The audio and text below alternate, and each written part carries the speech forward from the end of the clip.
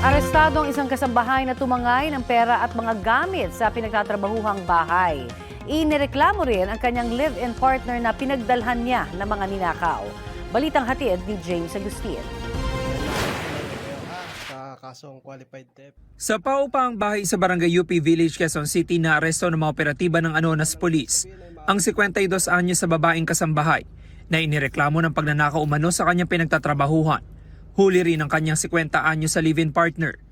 Nabawi sa kanila ang mga ninakaw na kitchenware, furniture at iba pang gamit na nagkakalaga ng 33,000 pesos.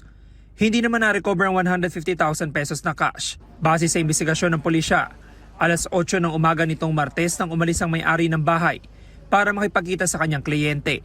Pagbalik niya ng gabi, tinawag niya yung kasambahay at wala nang sumasagot. Doon niya napag-alaman na wala na yung kasambahay niya. At na-discover niya na yung mga gamit sa bahay ay nawawala na rin. Ganon din yung cash. Ayon sa pulisya, stay-in ng kasambahay na halos 2 taon na nagtatrabaho sa pamilya.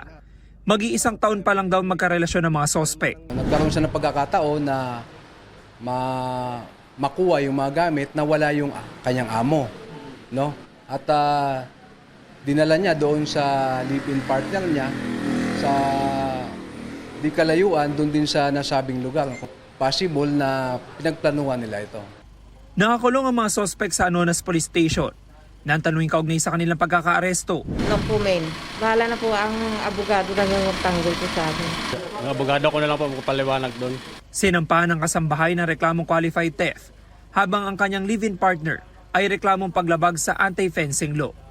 James Agustin, nagbabalita para sa GMA News.